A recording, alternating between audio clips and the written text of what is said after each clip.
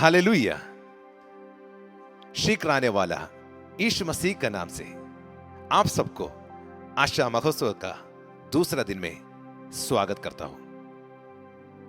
परमेश्वर पहला दिन के द्वारा आराधना और वचन के द्वारा हम सबको आशीष किया। मैं विश्वास करता हूं ये दूसरे दिन में भी परमेश्वर ने आपके जीवन में कुछ परिवर्तन देने वाला है। जैसा पहला दिन में कहा, हमारा आशा को परमेश्वर बढ़ाना चाहता है और विश्वास को बढ़ाना चाहता है, साथ ही साथ हमारा उत्साह को बढ़ाना चाहता है। एक बहुत बड़ा जागृति हमारे देश में आने वाला है। इस जागृति के लिए कलीसिया को तैयार करा, ये हमारा जिम्मेदारी है। प्रियो, यीशु मसीह आने वाला है, क्या हम तैयार हैं? बाइबल में पहला कुरिन्थियों 13 अध्याय का 13 पद में ऐसे लिखा है, पर विश्वास, आशा, प्रेम ये तीनों स्थायी है, पर इनमें सबसे बड़ा प्रेम है। ये समय है परख देखने के लिए, जांच कर देखने के लिए, क्या हमारा अंदर प्रेम है, क्या हमारा अंदर आशा है, क्या हमारा अंदर विश्वास है। 1997 में परमेश्वर के दास पास्टर राजू सी वर्गीस और सिस्टर पुष्पा ईयर वर्गीस के द्वारा लैम्प्स फॉर क्राइस्ट चर्च स्थापित है। उसके बाद अनेक लोगों को विश्वास में ले आने के लिए परमेश्वर ने इन लोग का इस्तेमाल किया। और 2021 में पीछे मुड़कर देखेगा तो परमेश्वर ने किया हुआ कामों को, उपकारों को याद कर कर हम परमेश्वर को धन्यवाद दे रहे हैं। प्रियो, इस समय है हमारा मिनिस्ट्री को आगे बढ़ाने के लिए। हम विश्वास करता है 2021 हमारे जीवन में भी और हमारे मिनिस्ट्री में भी एक टर्निंग पॉइंट का साल है। जो वायदा परमेश्वर ने दिया वो पूरा होने का समय, पूरा होने का वक्त आ चुका है। आइए हमारा आंखों को बंद करें, हम मिलकर आज का मीटिंग के लिए प्रार्थना करेंगे। परमेश्वर का अभिषिक्त दास को आज परमेश्वर इस्तेमाल कर पाए। साथ ही साथ हालेलुया, परमेश्वर ने जो आराधना के द्वारा हम सब परमेश्वर को महिमा करने के लिए, स्तुति करने के लिए परमेश्वर हमको सहायता करे और एक अभिषेक और परमेश्वर को उपस्थिति इस आराधना के द्वारा हम अनुभव कर पाए और वचन के द्वारा हम छुटकारा मिल पाए। स्वर्गीय पिता, हम आपको उपस्थिति में आते हैं प्रभु जी। जितने भी लोग इन ऑनलाइन माध्यम के द्वारा हमको देख रहे हैं, परमेश्वर आप इन लोगों से बातचीत कीजिए। जैसा हम परमेश्वर को उपस्थिति के यहाँ पर अनुभव कर रहे हैं, वैसा उन्हीं लोग भी जहाँ पर वो है वहां पर अनुभव कर पाए प्रभु जी। दिल को छू ले प्रभु जी, जीवन को बदले प्रभु जी। परमेश्वर का महिमा उन्हीं लोग के जीवन पर उतरे प्रभु जी। परमेश्वर की इच्छा पर चलने के लिए परमेश्वर एक नया बल और सामर्थ उन्हीं लोग के जीवन पर दे प्रभु जी। आराधना टीम के लिए हम धन्यवाद देता है और वचन को लेके आया वाला परमेश्वर के दास के लिए हम धन्यवाद देते हैं। परमेश्वर हम सबको आशीष दे। यीशु मसीह के नाम से मांगता है, सुनो ग्रहण कर पिता। आमीन, आमीन। हालेलुया। परमेश्वर का धन्यवाद देते हैं कि परमेश्वर ने हमें ये मौका दिया कि हम परमेश्वर की महिमा के लिए यहाँ पे खड़े हो सके। भजनकार कहता है, मैं हर समय यहोवा को धन्य कहा करूँगा, उसकी स्तुति निरंतर मेरे मुख से होती रहेगी। आइए हम सब उस परमेश्वर को धन्यवाद दें, उसकी महिमा करें, उसकी बढ़ाई करें, पूरे दिल से उस खुदावंद यीशु मसीह को धन्यवाद दे मेरे प्रियो, क्योंकि वह धन्यवाद के योग्य परमेश्वर है। आइए हम इस गीत को गा के खुदावंद यीशु मसीह को धन्य कहें और कहें कि मैं पूरे दिल से तुझे धन्य कहता हूँ, पूरे दिल से तेरी महिमा और तेरी आदर करता हूँ।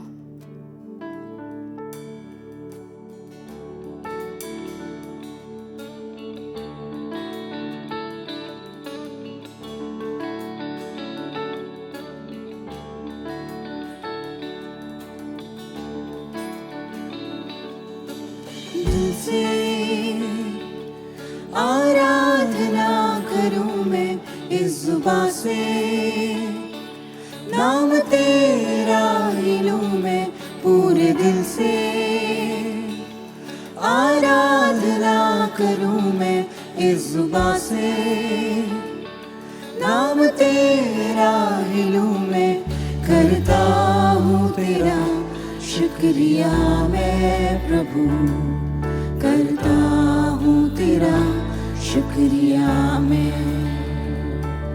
करता हूँ तेरा, शुक्रिया मैं प्रभु करता हूँ तेरा, शुक्रिया मैं तेरे फजल में, तेरी दया में लिपटा मैं रहता हूँ, तेरे फजल में, तेरी दया में लिपटा मैं रहता हूँ, मैं रहता हूँ,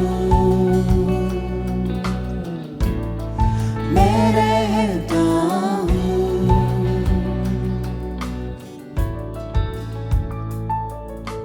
जब होता हूँ बेचैन कभी तेरी रूह तब मुझको थामती है, मेरी मुश्किलों में हर एक दर्द और गम में खुदावन तू ही मेरा शाफी है। जब होता हूँ बेचैन कभी तेरी रूह तब मुझको थामती है, मेरी मुश्किलों में हर एक दर्द और गम में खुदावन तू ही मेरा शाफी है। करता हूँ तेरा शुक्रिया मैं प्रभु करता हूँ तेरा, शुक्रिया मैं करता हूँ तेरा, शुक्रिया मैं प्रभु करता हूँ तेरा, शुक्रिया मैं तेरे फजल में, तेरी दया में लिपटा मैं रहता हूँ, तेरे फजल में, तेरी दया में लिपटा मैं रहता हूँ, मैं रहता हूँ, मैं रहता हूँ।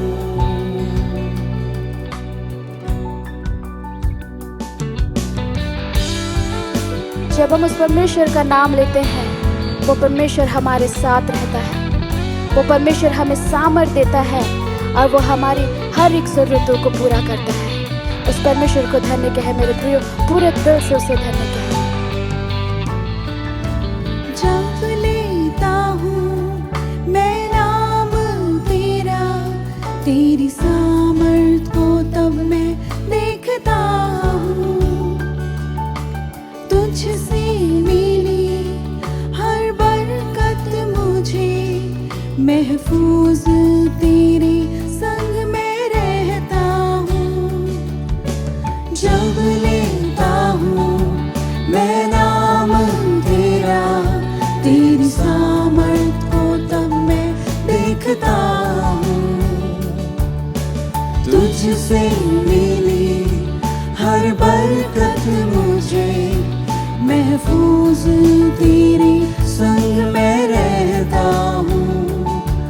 करता हूँ तेरा शुक्रिया मैं प्रभु करता हूँ तेरा, शुक्रिया मैं करता हूँ तेरा, शुक्रिया मैं प्रभु करता हूँ तेरा, शुक्रिया मैं तेरे फजल में, तेरी दया में लिपटा मैं रहता हूँ, तेरे फजल में, तेरी दया में लिपटा मैं रहता हूँ, मैं रहता हूँ,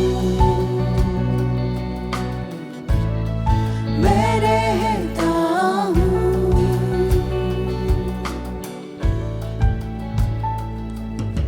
दिल से आराधना करूँ मैं इस जुबां से,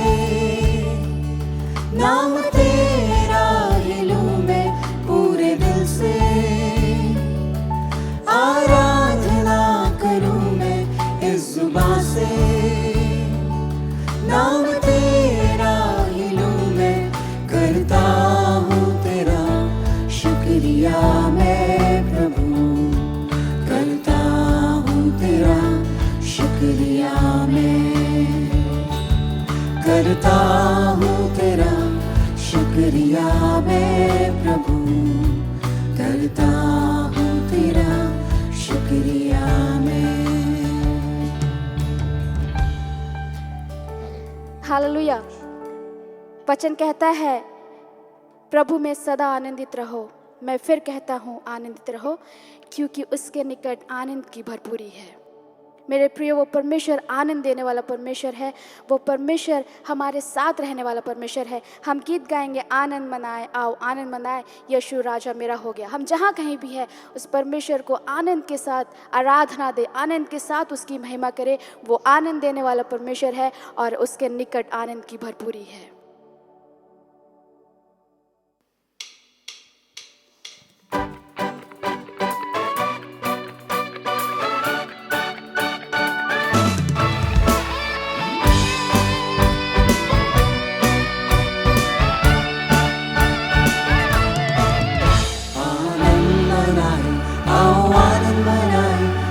राजा मेरा हो गया। आनंद मनाए, आओ आनंद मनाए, यीशु राजा मेरा हो गया। इस सृष्टि का पालनहारा मेरे हृदय का राजा हुआ। इस सृष्टि का पालनहारा मेरे हृदय का राजा हुआ।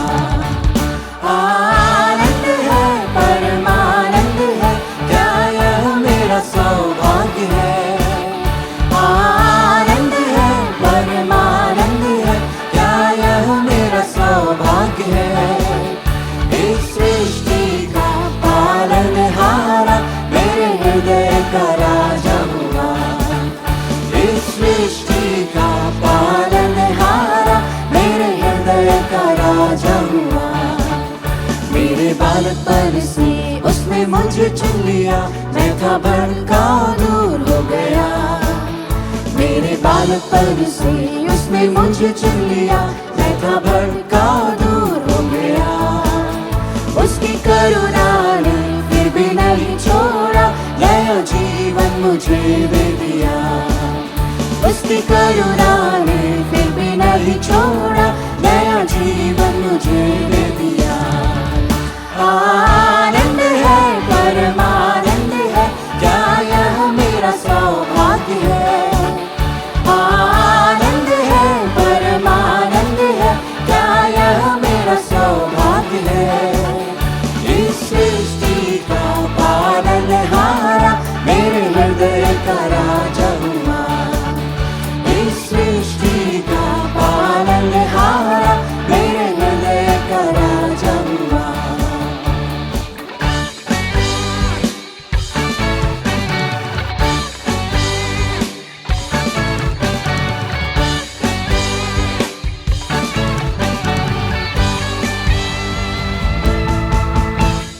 बना रहूंगा प्रेम में अपने प्रभु के, चाहे कोई भी बाधा पड़े। मैं बना रहूंगा प्रेम में अपने प्रभु के, चाहे कोई भी बाधा पड़े। उसकी आज्ञा को नहीं भूलूंगा जब तक उसका आना न हो। उसकी आज्ञा को नहीं भूलूंगा जब तक उसका आना न हो। आनंद है, परमानंद है, क्या यह मेरा सौभाग्य है। आनंद है, परमानंद है, क्या यह मेरा सौभाग्य है। इस सृष्टि का पालनहारा मेरे हृदय का राजा हुआ। इस सृष्टि का पालनहारा मेरे हृदय का राजा हुआ। प्यारा प्रभु आएगा, संग में मुझे ले लेगा, ताकि उसके साथ मैं रहूं। प्यारा प्रभु आएगा, संग में मुझे ले लेगा, ताकि उसके साथ मैं रहूं। मैं मगन रहूंगा उसकी संगति में, वहाँ आनंद ही आनंद है। मैं मगन रहूंगा उसकी संगति में, वहाँ आनंद ही आनंद है। आनंद है, परमानंद है, क्या यह मेरा मेरा सौभाग्य है। आनंद है, परमानंद है, क्या यह मेरा सौभाग्य है। इस सृष्टि का पालनहारा मेरे हृदय का राजा हुआ। इस सृष्टि का पालनहारा मेरे हृदय का राजा हुआ। इस सृष्टि का पालनहारा मेरे हृदय का राजा हुआ। इस सृष्टि का पालनहारा मेरे हृदय का राजा हुआ। हालेलुया। इस सृष्टि का पालनहारा मेरे हृदय का राजा हुआ। वो राजा है मेरे प्रियो। वचन कहता है, यहोवा देवताओं में तेरे तुल्य कौन है। तू तो पवित्रता के कारण महाप्रतापी और अपनी स्तुति करने वालों के भय के योग्य और आश्चर्य कर्म का करता है। उस परमेश्वर के तुल्य कोई नहीं है मेरे प्रियो। हमारे परमेश्वर के तुल्य कोई नहीं है। वो देवताओं में महान और वो पराक्रमी और अति करुणा में परमेश्वर है। आइए इस गीत को गा के परमेश्वर की महिमा करेंगे। हे प्रभु, देवताओं में तेरे समान है कौन, स्वर्ग में हो या धरती पर तेरे समान है कौन।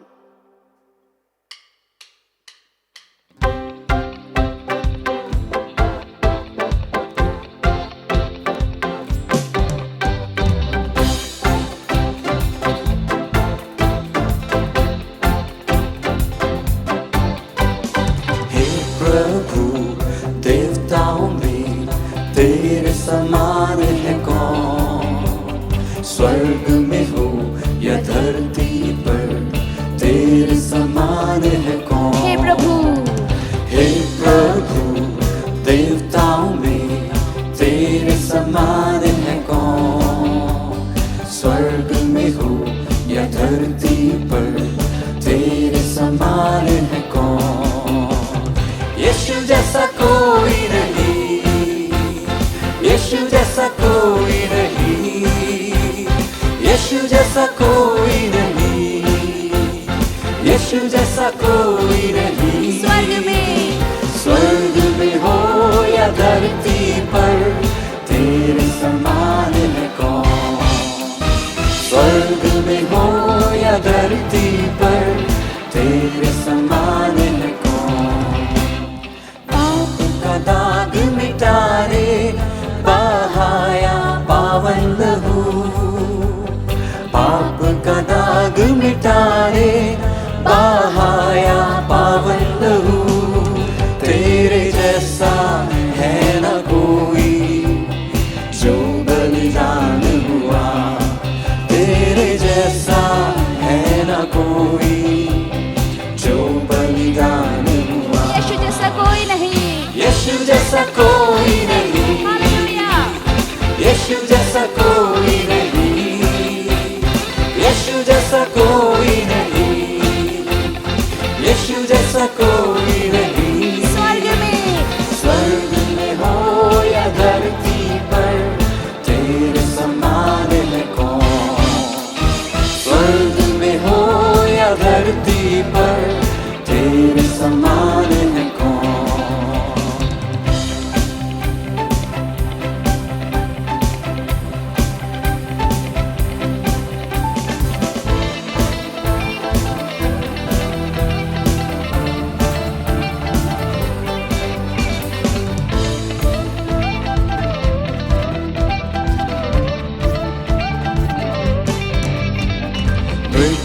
बंधन खोला, पाताल के फाटक को जीता। मृत्यु का बंधन खोला, पाताल के फाटक को जीता। तेरे जैसा है न कोई, मृत्युंजय जो हुआ। तेरे जैसा है न कोई, मृत्युंजय जो हुआ। मिलके बोलेंगे, यीशु जैसा कोई नहीं, यीशु जैसा कोई नहीं, यीशु जैसा कोई नहीं, यीशु जैसा कोई नहीं, यीशु जैसा कोई नहीं।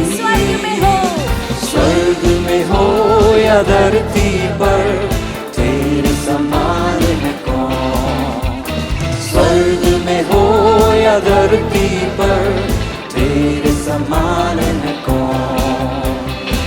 यीशु जैसा कोई नहीं, यीशु जैसा कोई नहीं, यीशु जैसा कोई नहीं, यीशु जैसा कोई नहीं। स्वर्ग में हो या धरती पर तेरे समान है कौन, स्वर्ग में हो या धरती पर तेरे समान है कौन स्वर्ग में हो, स्वर्ग में हो या धरती पर तेरे समान है कौन, स्वर्ग में हो या धरती पर तेरे समान है कौन। हालेलुया। हाँ परमेश्वर, स्वर्ग में हो या धरती पर तेरे समान है कौन, तेरे तुल्य कोई नहीं है प्रभु, वो यीशु के जैसा कोई भी नहीं है। मेरे प्रियो, वो परमेश्वर महिमा के योग्य है, वो अद्भुत युक्ति करने वाला परमेश्वर है, वो पराक्रमी परमेश्वर है, वो अनंत काल का पिता है और वो शांति का राजकुमार है। हम जहाँ कहीं भी हैं, उस जगह पे रहते हुए हम उस परमेश्वर को पुकारे और कहे कि परमेश्वर, मैं दिल से तेरी महिमा करता हूँ, मैं दिन प्रतिदिन घटते जाऊं प्रभु और तू मेरे जीवन में बढ़ता चला जाए, क्योंकि महिमा के योग्य सिर्फ तू है, आदर के योग्य सिर्फ तू है, तू ही प्रशंसा के योग्य है। और हम तेरे लिए हाथ उठाकर गाएंगे और तेरी महिमा करेंगे।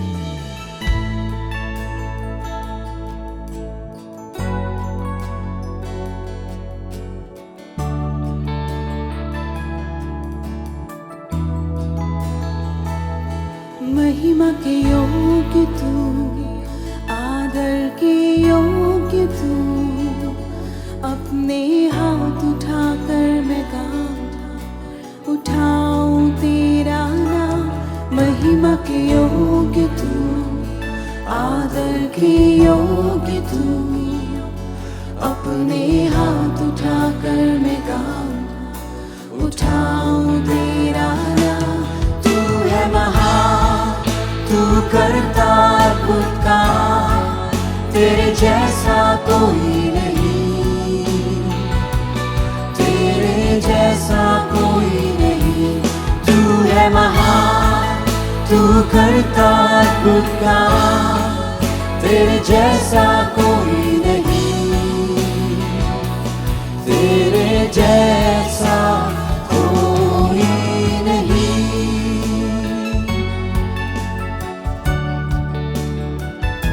स्तुति प्रशंसा मिले तुझे ही,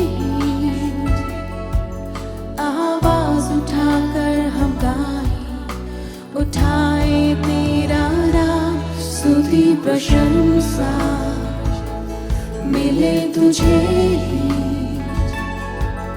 आवाज उठाकर हम उठाए तेरा नाम। तू है महान, तू करता अद्भुत काम, तेरे जैसा कोई नहीं, तेरे जैसा कोई नहीं। प्रभु तू है महान, तू करता अद्भुत काम, तेरे जैसा कोई नहीं, तेरे जैसा कोई नहीं।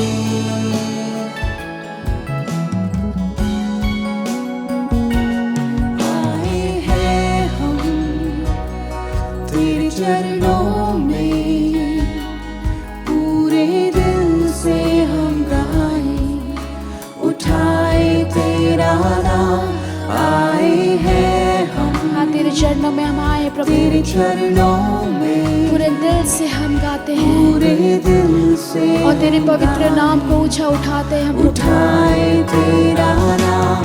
तू है महान, तू करता अद्भुत काम, तेरे जैसा कोई नहीं, तेरे जैसा कोई नहीं। प्रभु तू है महान, तू करता अद्भुत काम, तेरे जैसा कोई नहीं, तेरे जैसा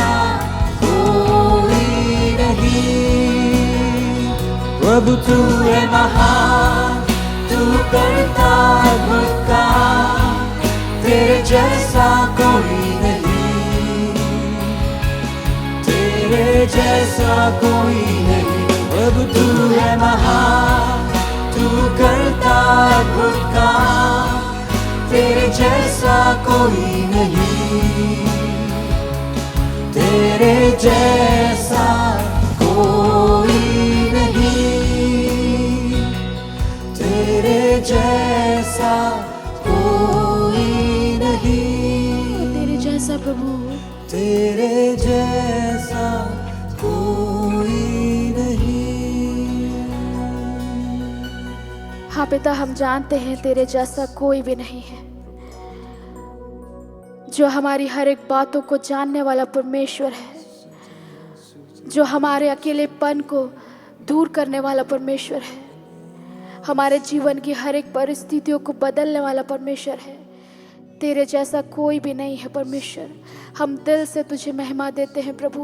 पिता परमेश्वर, तू हमारी सहायता कर पिता परमेश्वर, कि हम दिन प्रतिदिन पिता परमेश्वर तुझे और भी महिमा देते हुए अपने जीवन को आगे बढ़ाने वाले हो सके पिता परमेश्वर।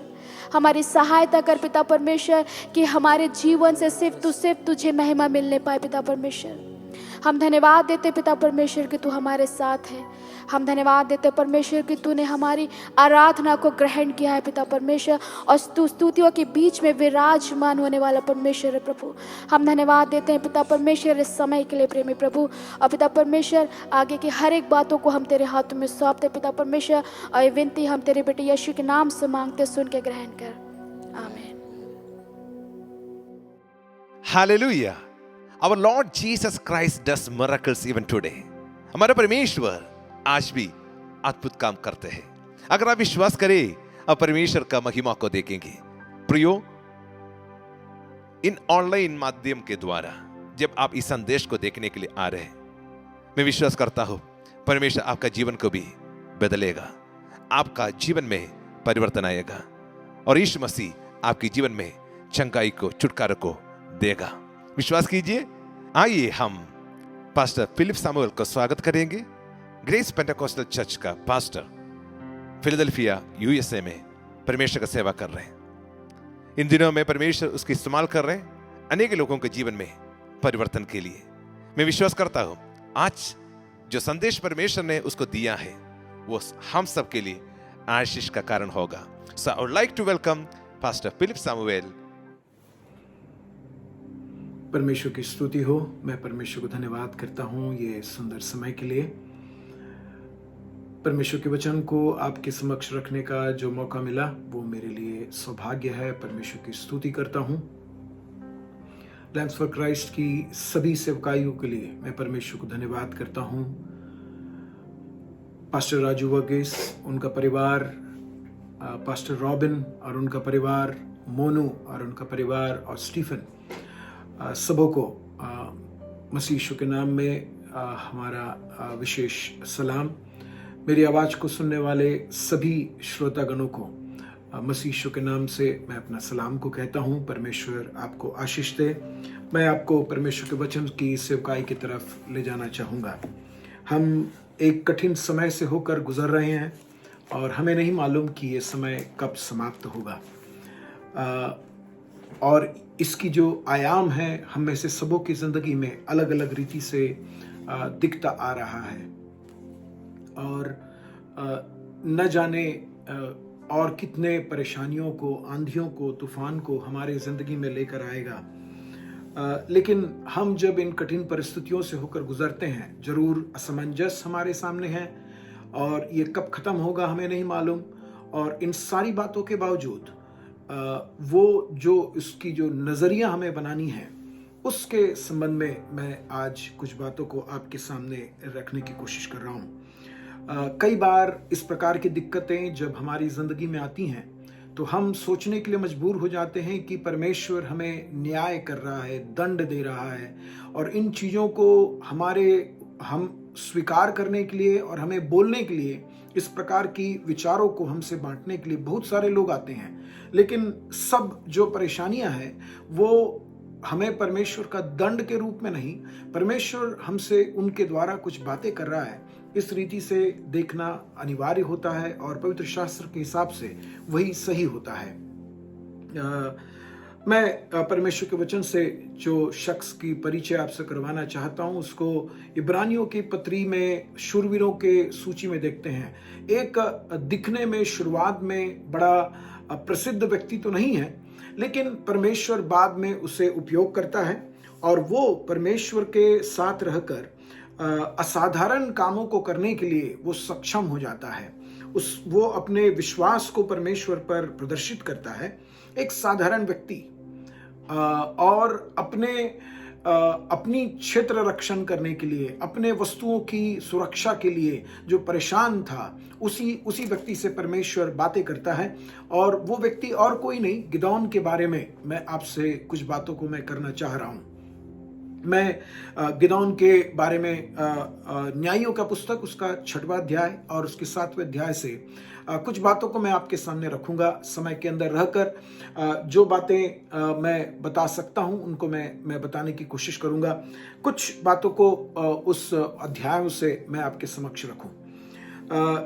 6ठे अध्याय, न्यायियों का पुस्तक 6ठे अध्याय में जब हम आते हैं, उसका जो संदर्भ बनता है, उसका पहला अध्याय या 5वें अध्याय में उसका अंतिम भाग में जब आते हैं तब उसका संदर्भ सही में बनता है। न्यायों के पुस्तक में जो किस्सा को हम देखते हैं, जो इतिहास की बातों को हम देखते हैं, वो ये है कि उस समय में उनके पास एक राजा नहीं था और परमेश्वर के द्वारा नियुक्त न्यायी लोग कुछ समय पर दिक्कतें जब आती हैं, परेशानियां आते हैं, तो उनको चलाने के लिए परमेश्वर उन्हें नियुक्त करता है और वो उनकी राज करते हैं या फिर उन्हें सहायता करते हैं। 5वें अध्याय में एक दबोरा नाम की एक भविष्यद्वक्ता उनके बीच आती है और वो सेवकाई को करती है, अपने काम को पूरा कर लेती है और उसके बाद वो जो गीत को गाती है और उसके अंतिम भाग में इस प्रकार लिखा है, 5वें अध्याय के 31वें वचन में लिखा है, फिर देश में 40 वर्ष तक शांति रही। ये दबोरा को परमेश्वर ने उपयोग किया, उन्हें शत्रुओं से छुड़ाया और वही इन न्यायियों का सबसे बड़ी जिम्मेदारी ये होती थी कि जो लोग आक्रमण करते थे उनसे उन्हें बचाया जाए, और उनको बचाया और 40 साल देश में शांति बनी रही, ये परमेश्वर का वचन कहता है। लेकिन ये जो शांति के वक्त में था, उस समय उनके कई सारी बातें बदल गई और उसको 6वें अध्याय के पहले वचन में ऐसा लिखा है, 6वें अध्याय का पहला वचन, तब इजराइलियों ने यहोवा की दृष्टि में बुरा किया, इसलिए यहोवा ने उन्हें मिद्यानियों के वश में 7 वर्ष कर रखा। देखना वहां पर जो घटना क्रम था वो बदलता किस प्रकार है। 40 साल देश में शांति बना रहा, 40 साल लोग शांति से रहे और अब परिस्थिति बदल रही है। अब यहां पर मैं अपना पहला निरीक्षण को आपके सामने रख रहा हूं। मैं इनमें से चंद कुछ निरीक्षणों को आपके सामने रख रहा हूं, किस्सा को मैं पढ़ूंगा नहीं। अगर आप इस भाग से ज्यादा गहराई, सच्चाई और बातों को जानना चाहते हैं, मैं आपसे नम्र विनती करूंगा कि आप संदेश के बाद अपने घरों में बैठकर न्यायों की पुस्तक उसके 6वें अध्याय और 7वां अध्याय को आप पढ़ें, ताकि मैं जो निरीक्षण को आपके सामने रख रहा हूं उन बातों का और भी गहराई आपको समझ में आ सके। तो पहली निरीक्षण मेरी यह है कि परमेश्वर कठिन समयों का उपयोग करता है कि हमारा ध्यान अपने तरफ ले जाए। मैं दोहराऊं, परमेश्वर कठिन परिस्थितियों का उपयोग करता है कि हमारा ध्यान परमेश्वर की तरफ जाए। 40 साल देश में शांति रहा। कुछ मैं इस प्रकार कहूं कि बच्चों का फीस पटाने में बिल्कुल दिक्कत नहीं हुआ और उनके जिंदगी का सब कुछ अच्छा चलता रहा, व्यापार अच्छा था और उनके सारे जो भी बिल आते थे, चाहे वो टेलीफोन के हो, चाहे वो मोबाइल के हो, चाहे वो आपके घर के पानी का हो, बिजली का बिल हो, सारा बिल हर महीना पटता गया। और उस समय में ये लोगों के साथ होता ये है कि ये लोग परमेश्वर के दृष्टि में बुरा किए। उनका बुराई का जो बातें हैं वो उस तरफ मैं ज्यादा नहीं जाना चाहूंगा। वर्तमान के समय में हम लोगों के बीच में जो बुराइयां हैं, यानी कि जो परमेश्वर के द्वारा स्थापित किए हुए लोग, परमेश्वर के द्वारा चलाए गए लोग, जो परमेश्वर को अपने परिस्थिति में भूल गए, जो दूसरे तीसरे पीढ़ी में परमेश्वर के उपस्थिति में थे, वो अपनी सारी बातों को भूलकर परमेश्वर से दूर हो गए। मैं उनमें से कुछ बातों को मैं आपके समक्ष रखूं। परमेश्वर ने इन लोगों को, इनके पूर्वजों को मिस्र देश से, जहां पर वो गुलामी में काम करते थे, गुलाम थे, वहां से उन्हें चलाकर अद्भुत रीति से इस देश में लेकर आया। एक ऐसा देश दिया जो देश उनका नहीं था। उनकी मानसिकता की तरफ मैं आपका थोड़ा सा प्रकाश डालूं। ये लोग ऐसे थोड़ा समय नहीं, 430 साल गुलामी का काम किए। इनकी मानसिकता गुलामी की मानसिकता हो गई थी। ये अपने से किसी भी पहल नहीं करते हैं, इनका अपना कुछ नहीं है। अपने लिए अपनी हक को, अपनी आवश्यकता को वो मांग नहीं सकते थे, क्योंकि वो गुलाम है। उनको जो भी उनका मालिक उनको जो देता है, उससे बढ़कर वो किसी भी चीज को अपेक्षा नहीं कर सकते हैं, चाह नहीं सकते हैं। इच्छा तो होगी, लेकिन उसकी चाहत को कहीं प्रकट नहीं किया जा सकता है। एक ऐसी मानसिकता में जीने के बाद परमेश्वर ने अद्भुत रीति से उन्हें चलाया। इनके पास अपना कुछ नहीं था। परमेश्वर ने दूसरों की दृष्टि में इन्हें कुछ योगदान दिया और ये लोग सफर करना शुरू किए। जब सफर किए, स्वर्गीय परमेश्वर को मालूम है ये लोग गुलाम थे, इनका अपना कुछ नहीं था, कपड़े भी किसी के दिए हुए हैं, तो परमेश्वर उनके कपड़ों का प्रबंध किया। सोच कर देखो, आज का बेहतरीन कपड़ा भी आप ले लो तो कोई भी कपड़ा 4 से 5 साल से ज्यादा नहीं चलता है, और ये लोग के कपड़े 40 साल नहीं फटे। इनके जूते, चाहे वो वुडलैंड के हो, चाहे वो बेहतरीन कंपनी के जूते क्यों ना हो जाए, जूते फट जाते हैं। वुडलैंड की जूता कहता है the leather that doesn't weather, जो वो कोई भी मौसम में खराब नहीं होने वाला एक जूता, ऐसा कहा जाता है। लेकिन 4 से 5 साल के अंदर उसकी भी सिलाइयां खुलने लगती हैं, फटने लगती हैं। लेकिन इन लोगों की जो जूते थे, वो जूते 40 साल फटे नहीं, घसे नहीं। ये एक ईश्वरीय प्रबंध था उनके लिए, और इस ईश्वरीय प्रबंध पर परमेश्वर उन्हें चला कर लाया। अपने भोजन का प्रबंध जो नहीं कर सकते थे, उनके साथ वो कितना लेकर चले। मुझे याद है जब हम छुटपन में 3 दिन 4 दिन के सफर में जाते थे, हमारा जितना पहनने और उपयोग के वस्तु नहीं थे, उससे ज्यादा खाने का सामान रहता था। उसको क्योंकि 3-4 दिन खाने का दिक्कत होता था। आज ट्रेन में अच्छे खाने मिल जाते हैं, लेकिन इन लोगों के लिए ऐसा प्रबंध का कोई भी बंदोबस्त नहीं था। तो इनके लिए परमेश्वर ने अद्भुत मन्ना, जो उसके पहले किसी को नहीं मिला, उसके बाद किसी को नहीं मिला, ऐसा मन्ना देकर परमेश्वर ने उन्हें चलाया। और जहां पर वो युद्ध नहीं लड़ सकते थे, परमेश्वर उनके लिए युद्ध लड़कर वो उन जगह पर लेकर आया जहां पर नदी पर पुल नहीं बन सकता था। वहां पर परमेश्वर ने पानी को हटाकर उसके अंदर उनको रास्ता बना कर दिया। अद्भुत रीति से परमेश्वर उन्हें चलाया। अब उन्हें एक ऐसे देश में लाया जो देश उनका नहीं था, जिस देश के लोग उनसे भी ऊंचे डील डॉल में बड़े थे। उन लोगों के देश में लाने के बाद वो उस देश में परमेश्वर ने लाया था।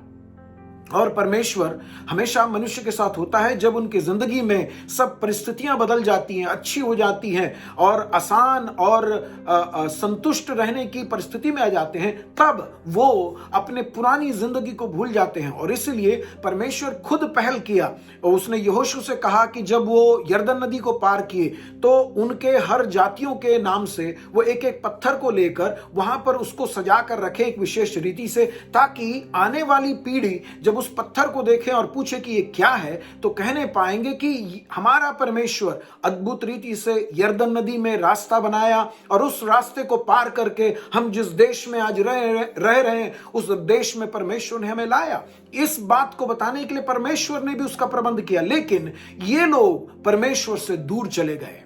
जो परमेश्वर अदृश्य परमेश्वर था, उस परमेश्वर को रीति रिवाज के तौर पर वो उसकी सारी बातों को करते थे। जो उनके धर्म बताता है, जो उनकी रीति रिवाज बताती है, उन चीजों को करते हैं। वो वार्षिक दान को देते हैं, वार्षिक भेंट को देते हैं। वो वार्षिक रीति से समय समय पर उनके पर्व होते थे, यानी कि मेला समान होता था, उस मेलाओं पर जाते थे। ये उनको आत्मिक बनाया, ऐसे वो सोचने लगे। और उन्होंने सोचा परमेश्वर को यही सिर्फ चाहिए। लेकिन परमेश्वर चाहता था कि दिल से वो उनके साथ संबंध बनाए, लेकिन उसके बजाय उन्होंने इन रीति रिवाजों को पूरा करने में अपना समय बिताया और उन्होंने अपने तात्कालिक आवश्यकताओं के लिए वहां के स्थानीय ईश्वरों को, देवताओं को उन्होंने अपना लिया, जो उनके लिए सबसे बड़ी गलती थी। उन्होंने देखा कि तात्कालिक तौर पर कुछ बातों को प्राप्त करने के लिए फलाने रीति से कुछ करें, इस रीति से कुछ करें, और वो लोग करना शुरू कर दिए। आज मसीही जगत में ये है। आज मसीही जगत में चर्च में जाते हैं, भेंट देते हैं, दशवांश देते हैं, और चर्च के वार्षिक सम्मेलन में भाग लेते हैं, और जो कुछ उनके तरफ से हुआ थोड़ा बहुत पैसे दे दिए। इससे काम नहीं चलता है। परमेश्वर के साथ के संबंध अच्छा न होने के कारण संसार के बुराइयों के अंदर आज मसीही जगत चला गया है। एक समय में मसीही जगत वो आदर्श होते थे, मसीही लोग आदर्श होते थे, लेकिन आज वो शर्म के कारण काम करना शुरू कर दिए। मैं अपने बात पर वापस आऊं तो परमेश्वर करता यह है कि वो अनुमति देता है कि इनके शत्रु, इनके विरोधी उनके ऊपर आक्रमण करें। अब मैं एक और बात वहां पर बता कर जाऊं। यहूदी लोग जो इजरायली लोग हैं वो उस देश में रहते थे, लेकिन इनके चारों तरफ बहुत सारे बंजारे लोग रहते थे, और ये बंजारे लोग भेड़ चढ़ाकर और इस प्रकार के पशुओं के द्वारा वो अपने जीवन यापन करते थे। तो वो लोग चलते फिरते रहते थे, और उनमें से एक झुंड था जो मिद्यानी कहलाते हैं। ये मिद्यानी वो उस समय उनके चारों तरफ रहते थे। जब फसल की कटनी का वक्त होता था, जो फसल उनने नहीं लगाया, जो फसल पर उन्होंने मेहनत नहीं किया, उस फसल पर वो आक्रमण करते थे, और वो कटा हुआ फसल को वो लेकर चले जाते थे। पहला साल वो लेकर चले गए। लेकर जाने के बाद देश में वो देश के लोग या यहूदी लोग जैसे तैसे अपनी जिंदगी को बिताए, वो जीवन यापन किए, लेकिन अगले साल फिर आकर वो लोग लेकर चले गए, और इस प्रकार हर साल वो ले जाने लगे। 7 साल के बाद उस देश में महामारी फैल गई या अकाल लग गया, क्योंकि हर साल ये लोग आकर लेकर चले जाते थे, और उसके कारण ये लोग आक्रमण करते थे, और वो लोग फसल को तो ले जाते थे, बाकी में आग लगाते थे, और उनके जानवरों को भी लेकर जाते थे, और लोगों को उन लोग प्रताड़ित करते थे, और लोग उसके कारण जाकर गुफाओं में रहना शुरू कर दिए। लोग घरों में नहीं रहते थे, डर गए वो लोग। ये जो मिद्यानी लोग थे वो शरीर में, डील डॉल में बहुत बड़े हैं वो, और उनसे इनको डर लगता था, और उस डर के कारण ये लोग वहां से भाग चले, और ये सालों साल होता रहता है। सब लोग अपनी अपनी कोशिश जरूर किए। हर आदमी जब परेशान होता है अपने रीति से बातों को निपटाने की कोशिश करता है। सर्दी जुकाम आ गया, हमको मालूम है डॉक्टर के पास जाने की जरूरत नहीं है, वो वैसे भी 100 रुपए लेगा, और उसके बाद फिर और दूसरे दिन फिर चले गए तो वो खून टट्टी पेशाब का जांच का बोल देगा, तो मतलब 400-500 रुपए का चूना लग गया, और इसीलिए हम लोग वहां नहीं जाते। हम लोग पैरासिटामोल से निपटाने की कोशिश करते हैं। लेकिन जब 3-4 दिन से ये नहीं जाता है, बार बार सर्दी आता जाता है, लो चलो डॉक्टर को 100 रुपए दे दें, 50 रुपए दे दें, चले जाया करते हम लोग। वैसे ही ये लोग 7 साल इनके साथ चला गया। अब पूछो कि क्यों ये लोग पहले ही क्यों नहीं चले गए? क्योंकि जब स्वयं पर भरोसा हो जाता है, मनुष्य ईश्वर के पास नहीं जाता है, वो सोचता है कि मैं निपटा लूंगा, मैं सब कर लूंगा। लेकिन ये जो कोविड का समय मनुष्य को बताया कि हम अपने आप से अपनी जिंदगी की सुरक्षा नहीं कर सकते हैं। हम कई बार सोचते थे कि हमारे घरों में जो बड़ा गोदरेज का ताला लगा है उसको कोई तोड़ नहीं सकता, उसको काट नहीं सकता है, और उसके कारण हमारे घर में कोई आ नहीं सकता है। ऐसे हम सोच बैठे। हम अपने वस्तुओं पर, हमारे सामान पर, हमारे चीजों पर हम ज्यादा भरोसा करने लगे, बल्कि वो जो दिया है उस पर हमारी भरोसा होना था। लेकिन इन ताले को तोड़ने के लिए सक्षम चोर आज हमारे शहर में आ गए। लेकिन हम एक बात को नहीं समझ पाए, जो परमेश्वर का वचन ने कहा कि अगर यहोवा शहर की रखवाली न करे तो रखवाली करने वाले व्यर्थ में परिश्रम करते हैं। चाहे वो कितने भी अच्छे रखवाले क्यों ना हो जाए, उनका परिश्रम व्यर्थ है। अगर यहोवा घर को न बनाए, शहर को न बनाए, तो बनाने वाले व्यर्थ में परिश्रम करते हैं। आलीशान बंगला होगा लेकिन उसके अंदर अशांति रहता है, उसके अंदर परमेश्वर की उपस्थिति नहीं होती है, परेशान रहते हैं। उसका कर्ज चुकाने की परेशानी, उसको मेंटेन करने की परेशानी, उसको पुताई करने की परेशानी, सारी परेशानी उसके बाद चली आती है। लेकिन अगर यहोवा के अगुवाई में ये सब काम होता है, ऐसी परिस्थिति हमारी जिंदगी में नहीं आएगी। लेकिन इनके साथ ये हुआ कि ये लोग मिद्यानी लोग उनको आकर सालों साल परेशान करना शुरू कर दिए। अब इनकी आदत बन गई। ये मिद्यानियों को मालूम है कि समय जब हुआ तो जाओ उनके पास और उनका फसल को काट कर लेकर आ जाओ। और उनका आने के बारे में ऐसा लिखा है इस भाग में, वो टिड्डियों के समान आते थे। टिड्डियां आए और सारा खा पी के चले गए। इस प्रकार उनका पूरा फसल को वो लोग खा पी कर चले जाते थे और ये लोग कुछ नहीं कर पाते थे। और ये 7 साल चला। हमारी जिंदगी में जब परेशानी आती है, दिक्कतें आती है और चीजें हमारे नियंत्रण से बाहर जाता हुआ हमें लगता है, दौड़कर परमेश्वर के पास जाने की हमारी आदत हमें बनाना जरूरी है।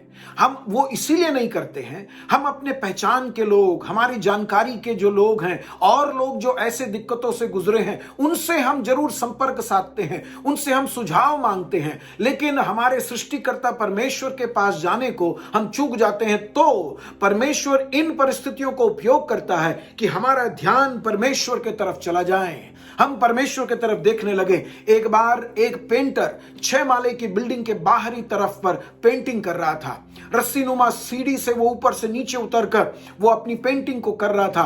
पेंटिंग तकरीबन पूरा हो गया और लेकिन उसका जो ब्रश था वो नीचे गिर गया और उस सीढ़ी से ऊपर जाना, ऊपर जाके फिर दूसरी तरफ से सीढ़ियों से नीचे आना और नीचे आकर ब्रश लेकर जाना बहुत दिक्कत था।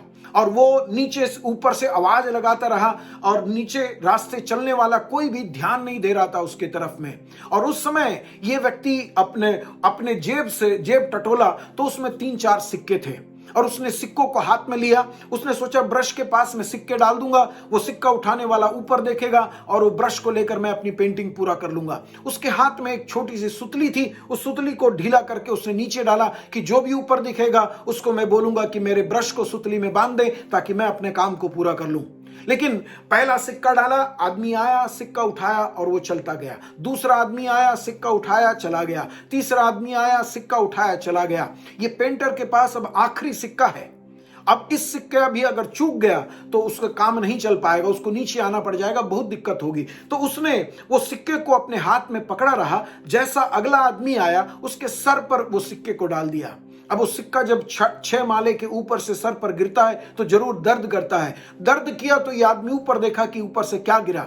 तब उसने ऊपर से आवाज लगाया, वो ब्रश को मेरे सुतली में बांध दो ताकि मैं अपने पेंटिंग के काम को खत्म कर पाऊं।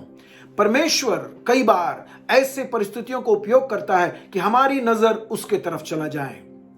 मैं इस कोविड के समय कई लोगों की जिंदगी को देखा।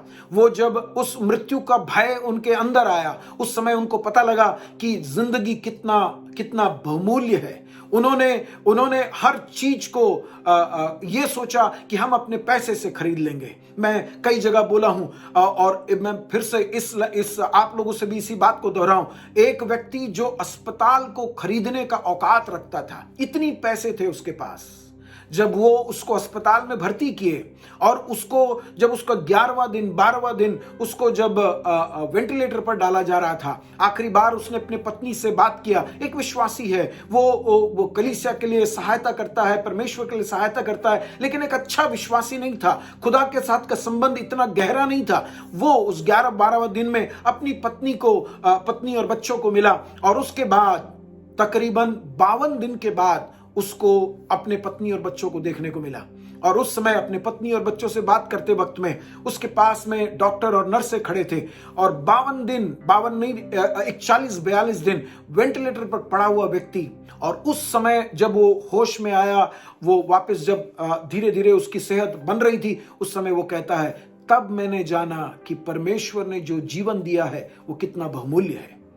और उस जीवन में अब वो कहता है, मुझे दोबारा दूसरा जीवन मिला है और इस जीवन में मैं परमेश्वर के लिए अपनी जो भी कर सकूं मैं करूंगा। लेकिन मैं आपको ये बताना चाहता हूं, हमारी जिंदगी के परेशानियों को परमेश्वर ने इसीलिए बुना है, उसको बुन कर रखा है कि हम उसके द्वारा परमेश्वर के तरफ हमारा ध्यान हो जाए। जो साधारण जीवन के दौरान हम परमेश्वर की तरफ नहीं देखते हैं, परमेश्वर चाहता है कि हमारा जो ध्यान उसके तरफ हो जाए। हमारे ध्यान को अपने तरफ खींचने के लिए वो इस प्रकार के काम करते हैं।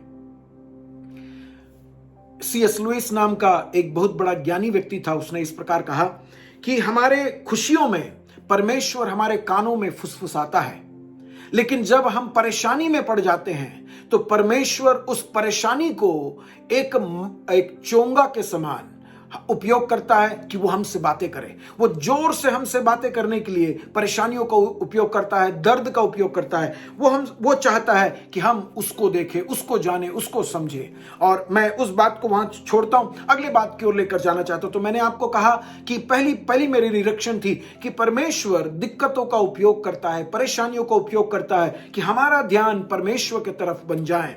और दूसरी बात, परमेश्वर उन चीजों को देखता है जो हम नहीं देख पाते हैं, या फिर इस प्रकार कहूं, परमेश्वर हम जो देखते हैं उससे कहीं ज्यादा बातों को देख सकता है, जान सकता है, क्योंकि वो सर्वशक्तिमान परमेश्वर है।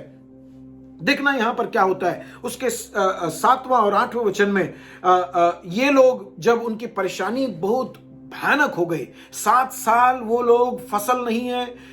हमें मालूम है कृषि प्रधान क्षेत्रों में जब पानी कम गिरता है तो कम फसल होती है, तो कितनी परेशानियां हो जाती है। और अगर फसल पूरा कोई चुरा कर सालों साल 7 साल ले जाए तो फिर बड़ा दिक्कत हो जाएगा।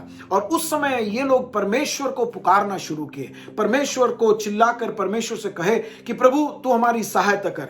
और उस समय परमेश्वर करता यह है, वो अपने बंदे को भेजता है, वो उसका नाम नहीं बताता है। कई बार हम लोग ये जो प्रचारक हैं, जो सेवक लोग हैं, इन लोगों को जरूरत से ज्यादा, बहुत ज्यादा दर्जा दे देते हैं। मैं भी एक प्रचारक हूं और इसलिए मैं अपने बारे में भी कह रहा हूं। पिछले दिन मुझे याद है, एक जगह मैं मीटिंग के लिए बोलने के लिए गया और मुझे 45 मिनट बोलनी थी और 45 मिनट का समय शुरू हो गया, लेकिन मेरे परिचय करने वाला व्यक्ति तकरीबन 6 से 7 मिनट मेरे बारे में बड़ी बड़ी बातें करता रहा।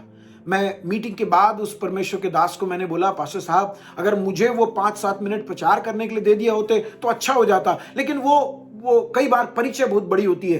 परिचय नहीं होता है, संदेश मायना रखता है। जो संदेश को भेजा है वो व्यक्ति को दिखाने के लिए नहीं, वो व्यक्ति ये बोल सकता है ये बोलने के लिए नहीं, लेकिन वो संदेश को उसके नियुक्त लोगों तक पहुंचाने के लिए एक संदेशवाहक को ढूंढता है। और वो संदेशवाहक का नाम यहां पर नहीं बताता है, लेकिन वो वहां तक पहुंच जाता है। हमें अपनी व्यक्तित्व से ज्यादा संदेश को मायना देना चाहिए। मैं वापस उस बात पर आ रहा हूं। और यहां होता यह है कि वो जब दुहाई देते हैं तो वो व्यक्ति आकर उनसे बातें करते हैं। देखना, मैं आपका ध्यान उस वचन की ओर ले जाना चाहूंगा। परमेश्वर उनसे कैसे बात करता है, उसके 8वें वचन से आगे के वचन। तब यहोवा ने इजराइलियों के पास एक नबी को भेजा जिसने उनसे कहा, इजराइल का परमेश्वर यूं कहता है कि मैं तुमको मिस्र देश से लाया, दासत्व के घर से ले आया। देखना, इस वक्त में इजराइलियों का परेशानी यह है कि हमारा वस्तुओं को शत्रु जिसको हम काबू में नहीं रख पा रहे हैं, हमारे नियंत्रण के बाहर, हमारी क्षमता से बाहर, हमारी शक्ति से कम, जिनको नियंत्रित नहीं कर सकते हैं, जिनकी क्षेत्र रक्षण नहीं कर सकते हैं, वो आकर हमारी भलाइयों को चुरा ले जाते हैं।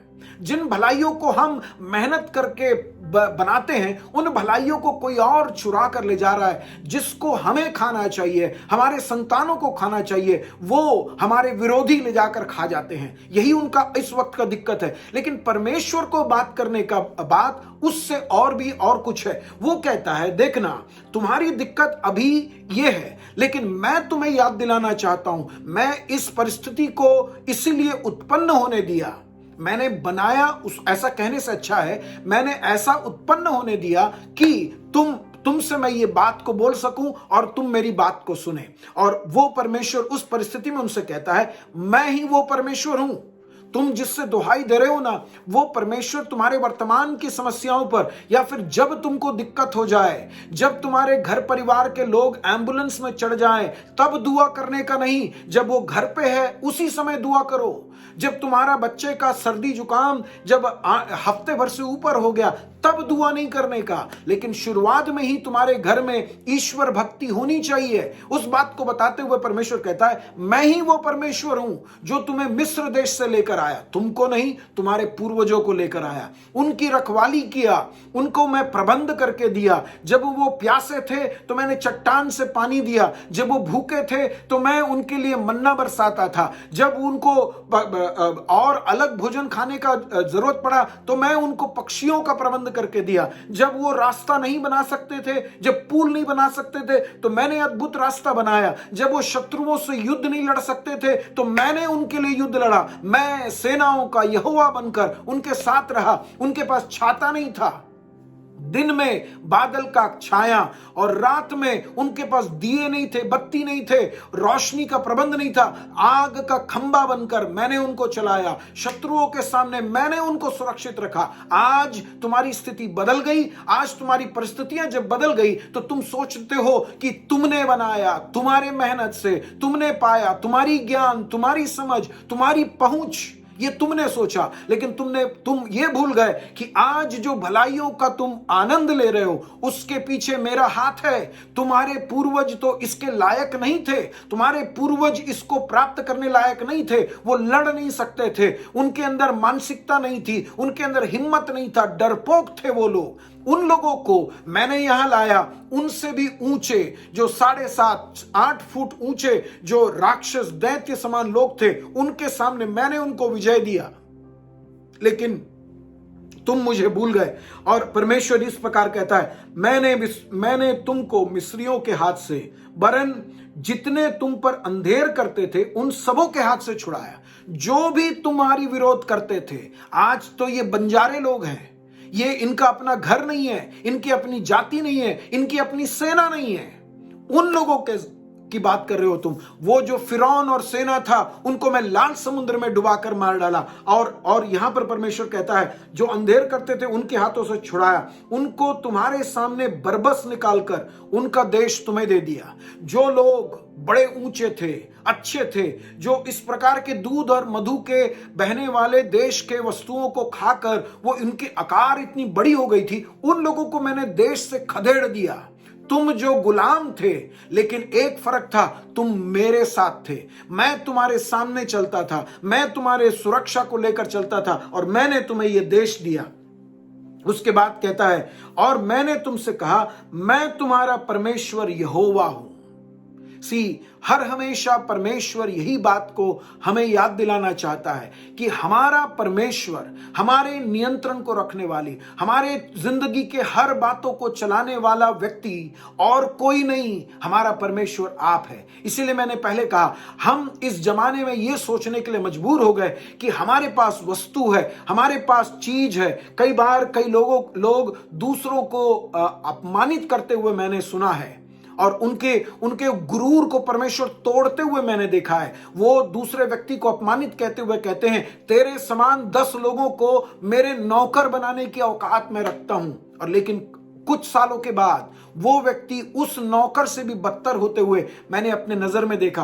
परमेश्वर अपने लोगों को सुरक्षित रखता है। वो लोग जो परमेश्वर के छत्र छाए में रहते हैं, वो लोग जो परमेश्वर के चलाए चलते हैं, उनके सामने मार्ग साफ होता है, क्योंकि हमारा परमेश्वर एक ऐसा परमेश्वर है, जब वो हमारे लिए मार्ग खोलता है तो कोई बंद नहीं कर सकता है। लेकिन जब वो मार्ग बंद कर दे, जब वो मिद्यानियों को उन पर आक्रमण करने के लिए अनुमति दे दे, इज़राइल का सबसे शूरवीर भी उसके सामने कुछ नहीं कर सकता है।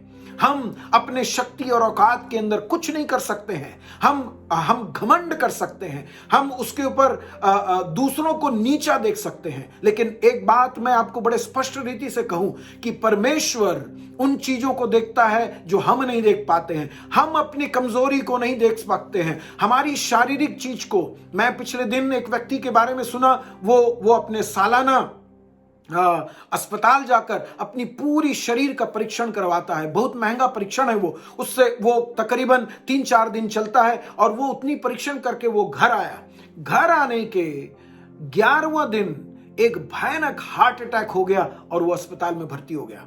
अरे 11 दिन पहले जब डॉक्टर लोग परीक्षण किए, उनके नजरों में नहीं पड़ा। वो डॉक्टर खराब थे, मैं नहीं कहता हूं, लेकिन उनके नजर में नहीं पड़ा, क्योंकि हमारा परमेश्वर वो देख सकता है जो हम नहीं देख सकते हैं, जो मनुष्यों के नजर पे नहीं आ सकते हैं, जो बड़े शक्तिशाली माइक्रोस्कोप के नीचे नहीं आ सकते हैं, लेबोरेटरी में टेस्ट नहीं किया जा सकता है। ऐसे चीजों को देखने के लिए सक्षम एक परमेश्वर है। और इसलिए मैं अपने परमेश्वर को सर्वशक्तिमान, सर्व सर्वज्ञानी और सर्वव्यापी परमेश्वर कहता हूं। वो परमेश्वर मेरे और आपकी जिंदगी के उन पहलुओं को देख सकता है जिसको हम नहीं देख सकते हैं। एक सुंदर गीत है अंग्रेजी में जो मैं बहुत पसंद करता हूं, कई बार उसको गुनगुनाता हूं। वो गीत इस प्रकार कहती है, मैं कल को नहीं जानता हूं, मैं कल की बातों को नहीं जानता हूं, लेकिन आज मुझे एक बात मालूम है और वो ये है कौन मेरा दाहिना हाथ पकड़ा है। मेरा दाहिना हाथ आज जो पकड़ा है वो मुझे कल के दिन को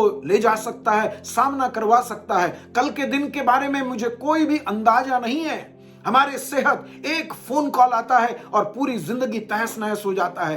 एक दुर्घटना होती है और सब कुछ बिगड़ जाता है। मैं जानता हूं आप लोग भी ऐसे कई लोगों को जानते हैं, लेकिन मेरे प्रियो, परमेश्वर उन पहलुओं को देखता है, जानता है और उसका तोड़ भी जानता है जो हम नहीं देख पाते हैं। लेकिन हमें चाहिए कि हम परमेश्वर के पास रहें। तो मैं वापस आपको इस वचन पर लेकर आ रहा हूं। परमेश्वर कहता है कि मैं तुम्हारा यहोवा हूं, जिसको तुम भूल गए हो, जिसको तुम सिर्फ रिवाजों में, जिसको तुम सिर्फ कुछ रूढ़िवादी बातों में तुम मेरी पालन करते हो। मैं तुम्हारे ये जो धार्मिकता के तौर पर तुम जो काम करते हो उस काम के आधार पर नहीं, मैं वो परमेश्वर हूं जो तुमसे बहुत प्यार करता हूं। और वो कहता है, एमोरी जिनके देश में तुम रहते हो उनके देवताओं का भय ना खाना, परंतु तुमने ये मेरा नहीं माना। देखना, परमेश्वर के बात नहीं माने। अभी उनकी समस्या का समाधान अभी भी परमेश्वर ने नहीं किया। उनसे यह कह रहा है, तुम्हारा जो मूलभूत समस्या है वो आज मिद्यानी तुम पर आक्रमण करते हैं वो नहीं है। तुम पलट कर देखो, यहोशू के समय के बाद से जब भी तुम्हारे देश में कोई विशेष जो बंजारे प्रकार के लोग जब आक्रमण किए, उस समय मैंने लोगों को खड़ा किया और वो लोग युद्ध में तुम्हें सहायता किए और वो उनको खदेड़ दिए।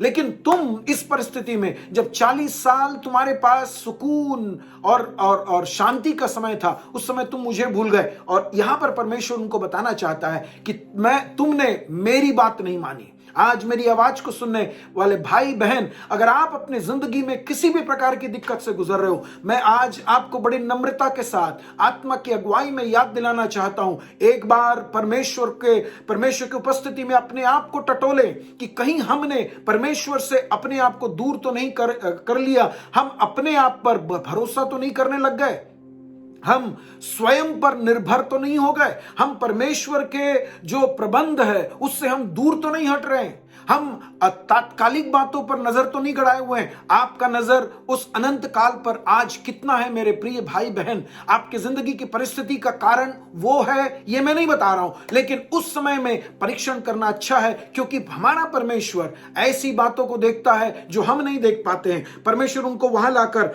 उनसे कहता है कि तुम मेरे लिए विशेष लोग हूं। देखना, परमेश्वर का इस समय भी इनसे व्यवहार करने का कारण कई बार मेरे साथ भी होता है। जब एक व्यक्ति एक गलती करता है, दूसरा करता है, तीसरा करता है, चौथा करता है, मैं माफ कर देता हूं, लेकिन उसके बाद जब वो व्यक्ति बार बार उसको दोहराता है तो मेरे अंदर बैठ जाता है कि इस आदमी से यही अपेक्षा किया जा सकता है, ऐसा ही अपेक्षा कर सकता है परमेश्वर इनसे। लेकिन फिर भी उनके रोने पर, उनकी दुहाई पर, उनकी परेशानी पर उन्हें सहायता करने के लिए तत्पर होकर उनके पास आया वो परमेश्वर के तरफ मैं आपके ध्यान को ले जाना चाहता हूं। वो परमेश्वर इसीलिए करता है क्योंकि वो आज भी उनसे प्यार करता है। खून से खरीदे हुए व्यक्ति हैं, खून का मोहर उनके ऊपर लगा है, वही उनका व्यक्तित्व है। ये व्यक्ति आज सोचते हैं कि ये जो घर है, बड़ा महल बनाए हैं, ये उनकी व्यक्तित्व है। जो गाड़ी चलाते हैं वो उनकी व्यक्तित्व है। हाथ में जो मोबाइल पकड़ते हैं, जो गैजेट का उपयोग करते हैं, वो गैजेट उनको वो बनाए हैं, ऐसे वो सोचते हैं। बाजारवाद का दुनिया है ये बाजारवाद की दुनिया में ये वस्तु हमारी व्यक्तित्व को छीन लेते हैं हमसे, वो वस्तु हमें व्यक्तित्व देने लग गए। ये बाजारवाद का कारण है। बाजारवाद के अंदर जो इसके पीछे कार्य करने वाले लोग इन वस्तुओं में चुंबक लगाकर हमारे अंदर लोहा डाल दिए हैं। ये वस्तुओं को चुंबक बना दिए हैं और हमारे अंदर लोहा डाल दिए और हम उसके तरफ आकर्षित हो जाते हैं। यही वस्तु हमारा सब कुछ है, ऐसे हम सोचने के लिए मजबूर हो जाते हैं। जो परमेश्वर के सामने नौकरी के लिए, पढ़ाई के लिए प्रार्थना करते हैं, विनती करते हैं, उपवास करते हैं, नौकरी मिलने के बाद, एडमिशन मिलने के बाद उस ईश्वर को हम भूल जाते हैं। जिस खेती की शुरुआत में, मौसम की शुरुआत में हम प्रार्थना करते हैं, जिस सेहत के लिए हम प्रार्थना किए थे, सेहत मिल जाने के बाद हम सिर्फ महज वो एक रिवाज को निपटाने के लिए हम परमेश्वर की उपस्थिति में चले जाते हैं। आज चर्चों के अंदर जाना, आज इस कोविड के कारण नहीं, लेकिन चर्चों में जाना सिर्फ उस कुर्सी को गर्म करने के लिए जाते हैं, सिर्फ वहां बैठकर थोड़ा अच्छा लगता है, पास्टर साहब पूछ लेंगे, इस विचार से हम जाना शुरू कर दिए। लेकिन उस समय परमेश्वर हमसे कहता है, आज भी मैं तुमसे प्यार करता हूं, तुम वापस मुझसे दुहाई दोगे तो मैं जो तुम्हारी जिंदगी के उन पहलुओं को जानता हूं जो कोई नहीं जानता है, कई बार तुम भी नहीं जानते हो, उन पहलुओं पर मैं तुम्हारी सहायता करूंगा। तो मैंने दो बात कहा, एक परमेश्वर हमारी कठिन परिस्थितियों का, हमारी दिक्कतों का, दर्द का उपयोग करता है कि हमारी ध्यान परमेश्वर की तरफ लगे। दूसरा, परमेश्वर हमारी जिंदगी के उन पहलुओं को देखता है जो पहलुओं को हम नहीं देख पाते हैं, हम उसके बारे में सटीक तरीके से हम समझ नहीं पाते हैं, लेकिन परमेश्वर उन चीजों को देखता है। देखना यहां पर उसके 12वें वचन में कैसा होता है। तब यहोवा के दूत ने दर्शन देकर गिदौन को दर्शन देता है और उससे कहता है शूरवीर सूरमा, यहोवा तेरे संग है। मैं शायद इसी बात पर अपने शब्दों को समाप्त करूंगा। ये गिदौन डर के मारे मिद्यानियों के बारे में मैं फिर से दोहराता हूं, वो एक देश नहीं है, वो देश के रहने वाले नहीं, वो बंजारे लोग हैं। वो अपने पशुओं को चराने के लिए जहां जहां घास मिलता है वहां वो लोग चले जाते हैं। ये लोग इतने सक्षम हो गए कि छत वाले घर में रहने वाले लोगों के लिए या फिर आबादी वाले इलाके के अंदर लोग जो खेती करते हैं, उनके अंदर इतनी हिम्मत हो गई कि ये उनको आक्रमण करना शुरू कर दिए। जिनका अपना देश है, जिनका अपना सेना है, जिनके अंदर प्रशिक्षित लोग हैं, उन लोगों की आक्रमण करके उनके वस्तुओं को छीन कर ले जाते हैं। कृषि प्रधान क्षेत्र था उस समय वो देश भी।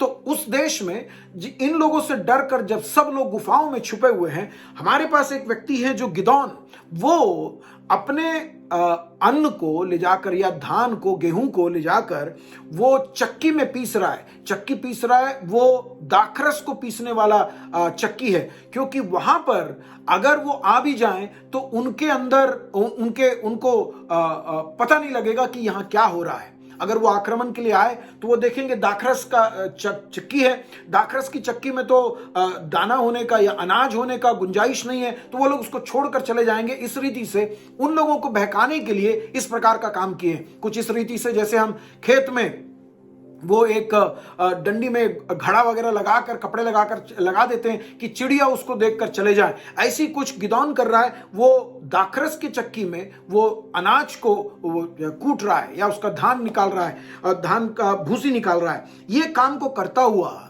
उसको परमेश्वर बुलाता है शूरवीर सूरमा, यहोवा तेरे संग है।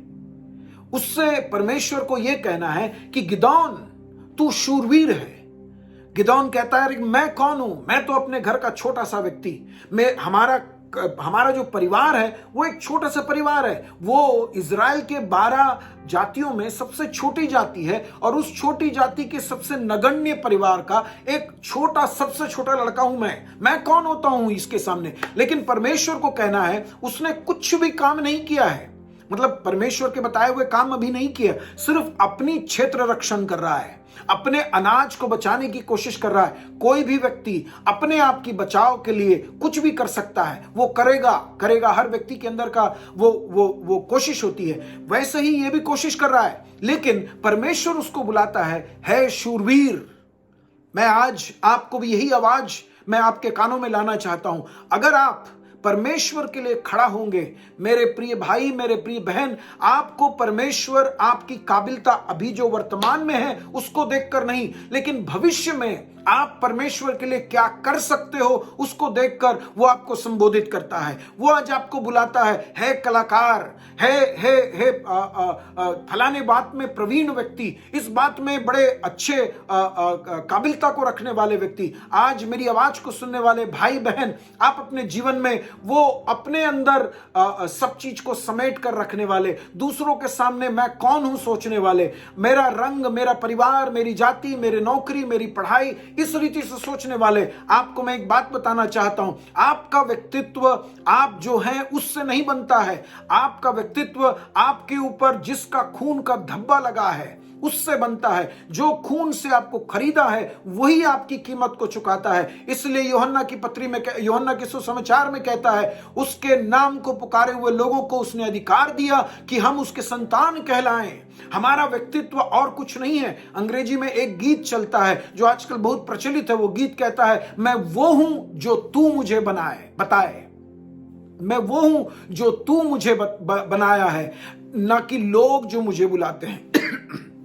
हम लोग वो नहीं है जो लोग हमारे बारे में कहते हैं। लोग आपके चमड़े के रंग से, आपके परिवार से, आपके जाति के, आपके घर के नाम से आपको बुलाते होंगे। आप जिस गली में रहते हो उसके कारण से लोग आपके साथ संगति नहीं रखना चाहते होंगे। आपके नौकरी के कारण लोग आपसे संगति नहीं रखने चाहते होंगे। आप लोगों के समान सुंदर नहीं हो, बात करने में अच्छे नहीं हो, आपके पास अच्छे मोबाइल नहीं है, घर नहीं है, ये आपकी कमियां होगी। लेकिन जब ईश्वर आपको देखता है, अगर आप प्रभु यीशु मसीह को अपने जीवन में उद्धारकर्ता और प्रभु होकर स्वीकार किए हैं और उसके साथ अपनी जिंदगी को बिताते हैं, तो मैं आपको बताना चाहता हूं, आपका व्यक्तित्व ये दुनिया देने वाली व्यक्तित्व नहीं है। आपका चमड़े का रंग आप कौन है नहीं बताता है, आपके घर का पता आप कौन है नहीं बताता है, लेकिन आप वो हो जो परमेश्वर आपको पुकारता है। क्या प्रभु आपको बुलाएगा, है मेरा बेटा, है मेरे बेटी, मेरे पास आ। वो बात हमारे जहन में उतरना बहुत जरूरी है। इस कोविड के कारण शायद आपके जमा पूंजी कम हो गए या खत्म हो गए, आपके घर में अनाज नहीं है, आप भूखे हैं, लेकिन इस समय मैं आपको बताना चाहता हूं, आपको चलाने वाला यहोवा परमेश्वर जिसने हमारे पूर्वजों को चलाया, वो आपको भी चलाने के लिए सक्षम परमेश्वर है। और वही बात को परमेश्वर इन्हें याद दिला रहा है और इसलिए गिदोन को बोलता है गिदोन तू शूरवीर है, तुझसे मेरी जो योजना है वो योजना के अनुरूप, उसके अनुसार मैं तुझे शूरवीर बुलाता हूं। तू जो है वो तो डरपोक है, तुझ में हिम्मत नहीं है कि तू इन मिद्यानियों से लड़ाई लड़ सके, तू डरपोक है, तू अपने स्वार्थ के बारे में सोच रहा है, तेरे लिए अपने लिए अनाज बचाकर तू चक्की में पीस कर उसको रखना चाह रहा है, ये तेरा स्वार्थ है। लेकिन मैं तुझसे जो काम करवाना चाहता हूं वो काम जब तू करेगा इस बात को जानकर मैं तुझे शूरवीर बुलाता हूं। कि कौन व्यक्ति है जो बगैर तलवार चलाए युद्ध को जीत ले। मिद्यानियों को जो तीन देश के लोग तुम्हारे विरुद्ध आक्रमण करने आए थे, उनको खदेड़ने के लिए एक तलवार नहीं चलाना पड़ा। एक ऐसा शूरवीर, इतना वीर व्यक्ति को परमेश्वर पुकारता है शूरवीर। मेरे प्रिय भाई बहन, आपके विरोध आने वाले शत्रुओं के खिलाफ आपकी लड़ाई आपके उपवास, आपके प्रार्थना के कारण नहीं। मैं उपवास और प्रार्थना के खिलाफ में नहीं हूं, लेकिन मैं आपको बताना चाहता हूं, कई बार कई लोग सोचते हैं मैंने उपवास किया, मैंने प्रार्थना किया, मेरे कहने के कारण, मेरे प्रचार करने के कारण, मेरे प्रार्थना करने के कारण चंगाई। नहीं मेरे भाई, मेरे और आपके उपवास और प्रार्थना के कारण नहीं, वो परमेश्वर की सामर्थ्य थी और हम सिर्फ उसके सामने नम्र हो जाते हैं, अनुमति देते हैं कि वो मेरे द्वारा उस अपने काम को पूरा करे। उस काम को देखकर, जो काम हम प्रभु के लिए करेंगे, उस काम को देखकर वो हमें संबोधित करता है, हे शूरवीर। आज मेरी आवाज को सुनने वाले हर शूरवीरों को मैं कहना चाहता हूं, आपकी जिंदगी के वर्तमान की स्थिति को आप छोड़ दें। वो परेशानी का होगा, आप डरे हुए होंगे, ये कोविड कल कब हमारे घर आ जाएगा, आएगा तो कैसा हो जाएगा, इसके लिए टेस्टिंग के लिए जाने के लिए पैसे नहीं है, अगर अस्पताल में हो गए तो इलाज का पैसा नहीं है। लेकिन डरने की जरूरत नहीं है, परमेश्वर है जो हमें सुरक्षित रखता है। आज भी मैं फिर से कहता हूं मेरे प्रिय भाई बहन, जो सैनिटाइजर को हम उपयोग करते हैं, जो फेस मास्क को लगाते हैं, वो हमें सुरक्षित नहीं रखता है। इसका मतलब यह नहीं कि उसका उपयोग ना करें, लेकिन वो हमें सुरक्षित नहीं रखता है। हमारी सुरक्षा स्वर्गीय परमेश्वर प्रदान करता है, वो हमें बचाए चलता है। हम कितने क्षेत्रों में जाते हैं, कितना फूक फूक कर रखे। मुझे मालूम है हमारे शहर के कई लोग ऐसे हैं जो अपने घर से मई के 10 तारीख के बाद निकले नहीं हैं। कलीसिया में एक परिवार ऐसा है जो घर से नहीं निकले हैं, सामान भी लेने को नहीं जाते हैं, वो फोन से ऑर्डर करते हैं, सामान उनके घर के गाड़ी के गैराज में लाकर छोड़कर जाते हैं और 3-4 दिन उसमें दवा छिड़क देते हैं। 3-4 दिन के बाद वो सामान को अपने घर में लेते हैं। दूध का बॉटल भी वो लोग वो दवा छिड़क कर 4 दिन रखने के बाद अपने घर में लेते हैं। इतना सुरक्षित रहने के बावजूद न जाने कहां से 0.9 माइक्रोन का जो वायरस था, जो कोविड वायरस है, वो उनके घर के अंदर प्रवेश कर गया। दरवाजा बंद है, खिड़की बंद है, पर्दे लगे हुए हैं और वो सारे दिन में 20 बार हाथ धोते हैं, सब कुछ है, लेकिन न जाने कहां से ये आ जाता है। ये सब हमारी योजना नहीं है। अगर मेरी आवाज को सुनने वाले आप में से कोई कोविड से डरते हैं तो मैं आपको बताऊं, शूरवीर परमेश्वर पर भरोसा कर। अगर वो तुझे बचाएगा तो आपको बचाव है। नहीं, अगर आप इस कोविड से होकर गुजरे हैं तो मैं आपको बताऊं, परमेश्वर उस परिस्थिति का उपयोग किया, जैसे मैंने पहले निरीक्षण में कहा, उस परिस्थिति का उपयोग कर रहा है कि हमारा ध्यान परमेश्वर की तरफ चला जाए। अगर आपका कोई प्रियजन इस संसार से कूच कर गया तो दुखित ना हो। परमेश्वर अपने आप को साबित कर रहा है कि वो ही पुनरुत्थान और जीवन है। हमारे लिए उसके पास एक आशा है। मैं अपने शब्दों को यहां पर समाप्त कर रहा हूं। परमेश्वर हमारी परिस्थितियों को उपयोग करे कि हमारा ध्यान परमेश्वर की तरफ चला जाए। कोविड को छोड़ दो और कोई भी परिस्थिति हो, नौकरी की दिक्कत, हमारे आर्थिक तंगी, शारीरिक परेशानी, इसके अंदर हमारा ध्यान परमेश्वर की ओर लग जाए, क्योंकि वही है परमेश्वर जो अब तक हमें चलाया, हमारे पूर्वजों को चलाया, वही परमेश्वर आगे भी हमें चलाएगा। मैं अपने शब्दों को समाप्त करूं। अगर आप में से कोई भी किसी भी प्रकार की दिक्कतों से होकर गुजर रहे हैं, मेरे प्रिय भाई, मेरे प्रिय बहन, आप उन दिक्कतों के अंदर परमेश्वर के तरफ अपने ध्यान को लगाने के लिए आप कोशिश करें।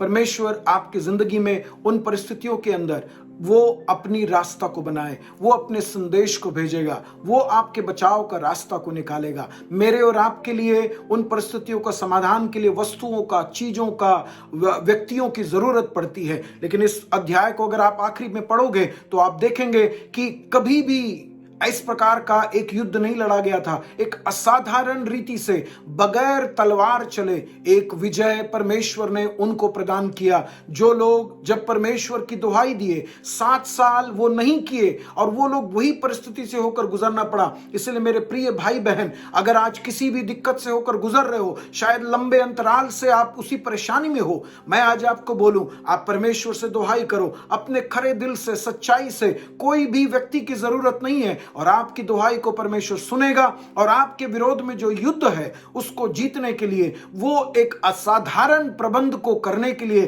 सक्षम परमेश्वर है। उसके रास्ते हमें नहीं मालूम, उसके रास्ते और हमारे रास्तों में फर्क यह है, भविष्यद्वक्ता इस प्रकार कहता है, वो उसके रास्ते हमारे रास्ते से जैसे आकाश पृथ्वी से ऊंचा है उस प्रकार ऊंचा है। वो हमारे लिए कार्य कर सकता है।